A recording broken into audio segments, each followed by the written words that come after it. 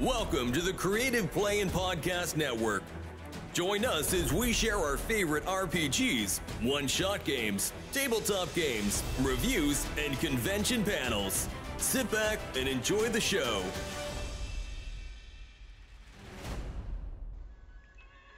Hi, this is Kelly, aka Trixie from Ragnarok and Roll, assigned to Ragnarok Story, and Tilda Wimblewick from D&D Journey of the 5th Edition. First off, I would just like to say thank you to everyone for listening to our varied adventures, as well as for rating us on iTunes and RPGpodcast.com.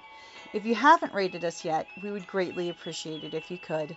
And if you're looking for more ways to support our efforts, we are now on Patreon, a great site where you can help us continue making more podcasts, as well as some special surprises for our patrons. If you can, please look us up at www.patreon.com/cppn. Every little bit helps. And again, thank you for listening. Hey guys, Jim here. And Kelly.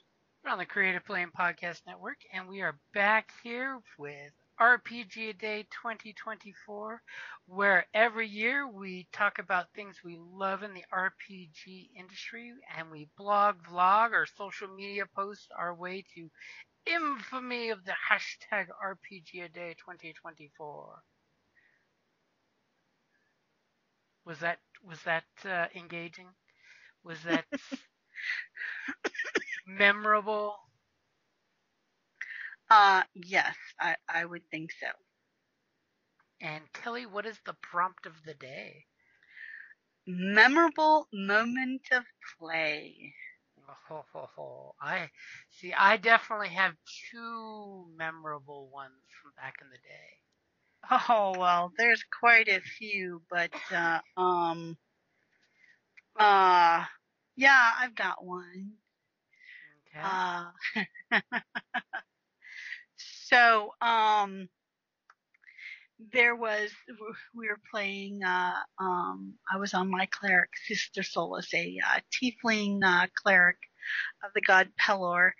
And as a tiefling, I get thaumaturgy automatically and stuff.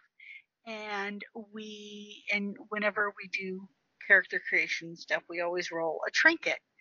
And I had gotten this trinket that was a glass ball with smoke inside.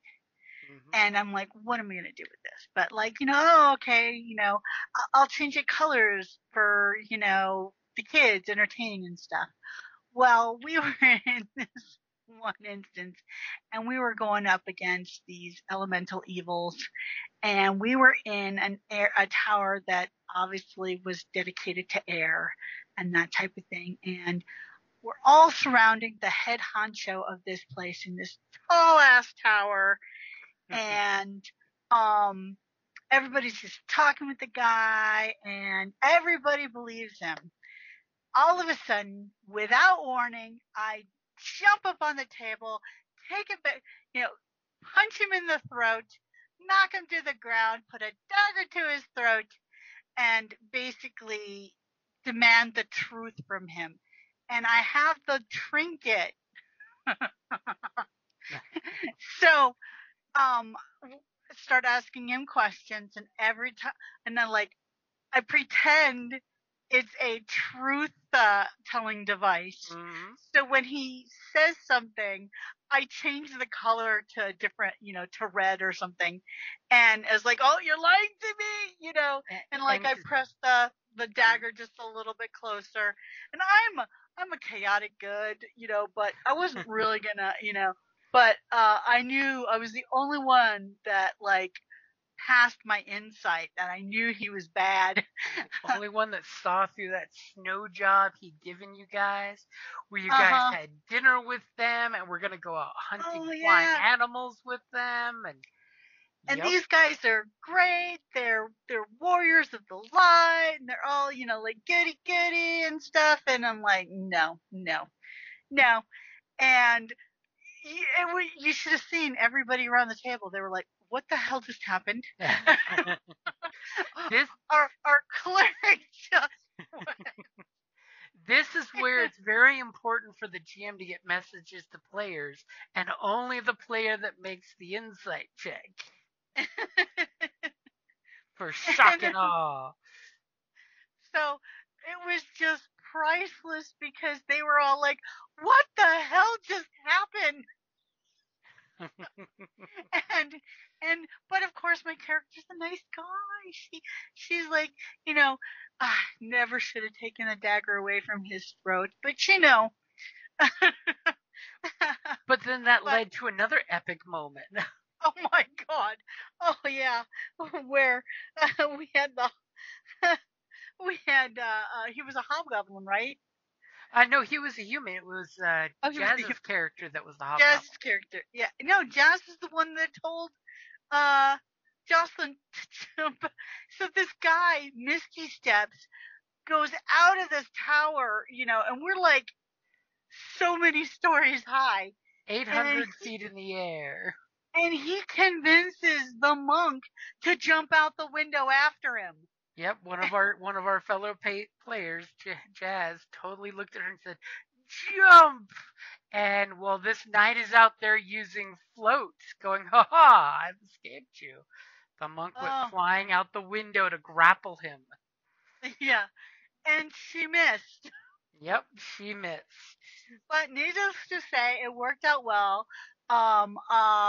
She was able to use her what was it, the ladle of doom, The ladle of doom and some rope. to make a grappling hook, and then I rolled a natural 20 to catch her or something, catch the rope or something. I just remember that, but And she managed to it was grapple another priceless. spire and use it to slow her descent so she didn't just go splat. Yeah. But it was priceless. It was a priceless moment to see all of their faces around the table going, what is our good cleric doing? That all of a sudden the cleric lived up to her tiefling background and was very, very dark. Yeah. Well, not dark. I knew that they were bad. I knew, You knew that they but were plotting something against your friends when they went to sleep. exactly. I knew this guy was not on the up and up, that he was evil, evil, evil, evil, evil. And so I act, and then, but by using the fake truth telling, he actually did wind up. Okay, fine, I'll tell the truth. You convinced the NPC that you had a truth-telling device. I did. True. I mean, I had a 50-50 chance, but I knew he was bad, So it was like every time he tried to pretend that, no, I don't know what you're talking about. Nope, see, it just and convinced him. Then he gave himself away to the rest of the party, and they're like, "Oh shit!" Yep, he basically Yeah. proved himself to be nefarious. So that was a memorable moment for myself. The my legit answer is going to be one that harkens back to the old 3.5 D&D days, which is going Uh-huh. to totally go back to the Company of Valor era. Oh, Yeah, okay. where Kelly was playing this character that was a ranger but then went rogue, right? You multi-classed. Yeah, I wound up multi-classing And with I them. ended up importing an old PC of mine that I used to use way back in the day in D&D Memdawin, my half-elf bard rogue, who was more rogue Pain in than my bard. ass.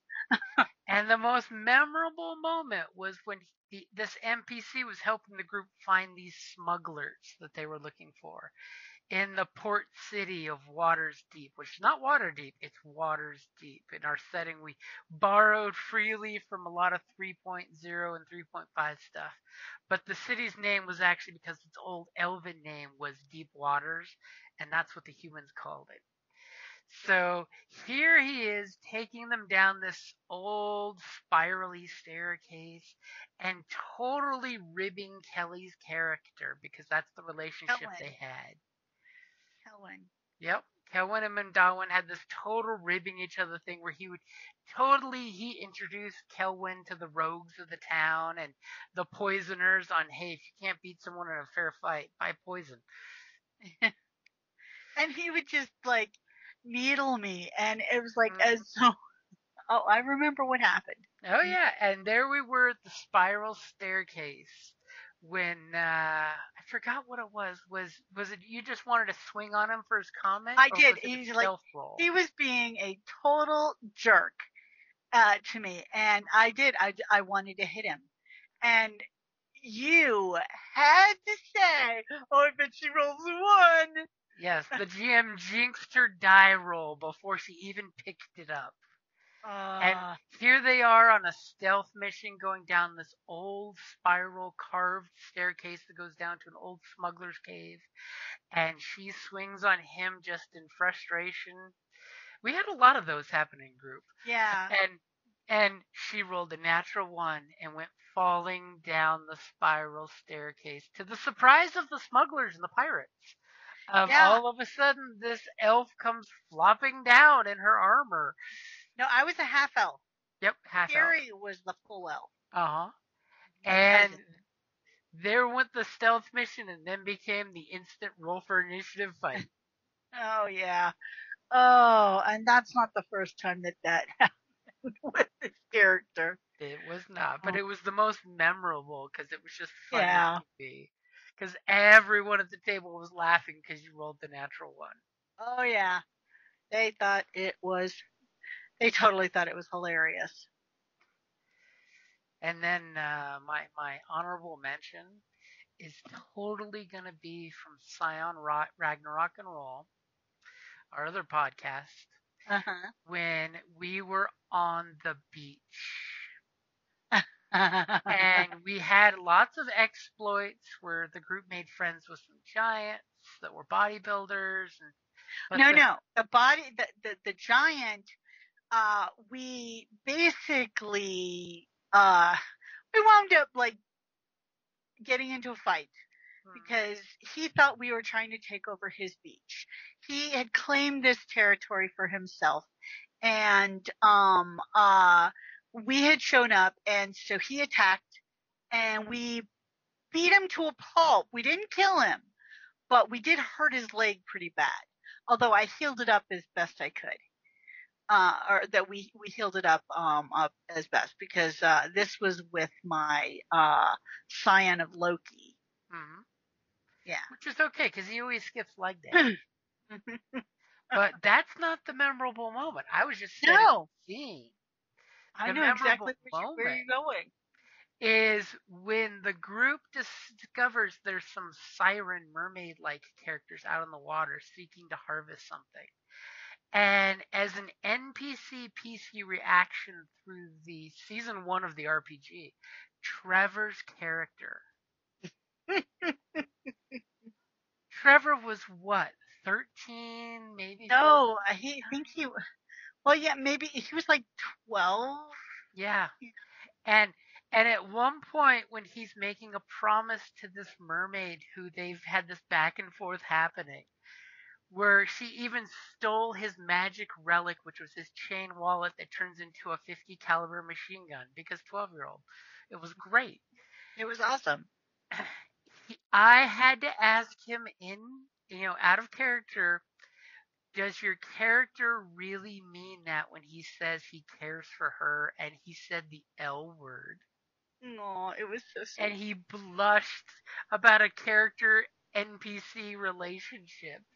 Which Mm-hmm. means at that age he got so into the game, and even Carrie was like oohing and awing, and Grammy was oohing and awing. And the fact that he looked and says, "Yes, I think I really do care for her," Oh, it was sweet. which was good because the character was going to murder him if he didn't. But the fact that he said before he knew this, yes, he does care for her, there was just this beautiful, memorable moment where, as the little role player he was at the time, it showed how kick ass he was. That he actually took that moment to think and said, I think I really do care for her. Mm. He was the After she silent even ruler. stole his relic. Yeah. Yep. He was a scion of the god of the hunt and Mm-hmm. skiing Oh, in games. and games. Yep. But yeah, that was first season Ragnarok and Roll Cyan to Hero. That's my honorable No, mention. not first season. Yeah, those were the first ones that we recorded, wasn't it? Oh yeah, we didn't record the. The game before we didn't record. Yeah. We didn't record that one. Was awesome. Uh-huh. Where you were Freya, we weren't Yeah, recording we then, did and then all of a record sudden some of those. we decided, hey, let's start recording. No, we did record some of those. Yeah, but we never podcasted those. And those were just to make sure we memorize the story when we had a month or two break between games. Those were awesome. Which is still sad that we haven't had a Scion group get together because every time we've tried, we crash after the second or third session. Mm-hmm. Hey, I got a few in the bank that I can.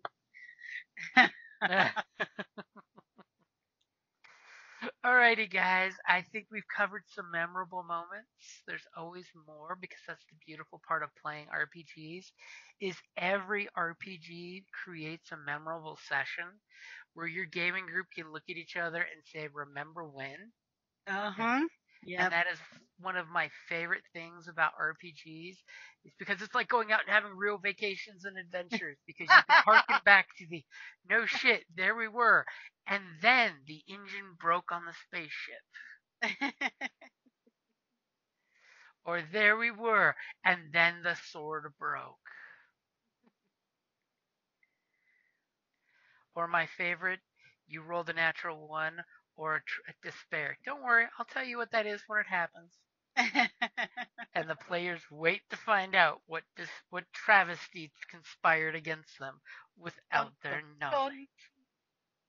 Dun dun dun. And I will say, today's topic, memorable moment of play, is interesting because it does springboard to tomorrow's, which is sensational session. Yeah, as a matter of fact, it has inspired my story for tomorrow. Oh, it has. It has. Awesome. I think I know which one I'm going to use, and it's going to be one from back in the day before Kelly. Ooh. Yeah. Back in the youngin' days when I was only in the 20s. So thank you for listening, guys. Hope everybody's got a great weekend. Unfortunately, my gaming groups did not happen today. I'm still brokenhearted because I know with Tucson Comic-Con coming up, I'm not going to have a session for a couple weekends, except for we are having Tuesdays, Spies, Lies, and Blaster Bolts. I think that's it for my gaming for the next week because we got the other events coming up on Saturday. Mm-hmm. Well, we'll see. Hopefully you'll see us on Twitch when we're playing live, or YouTube if you want to watch the reruns after that are not live.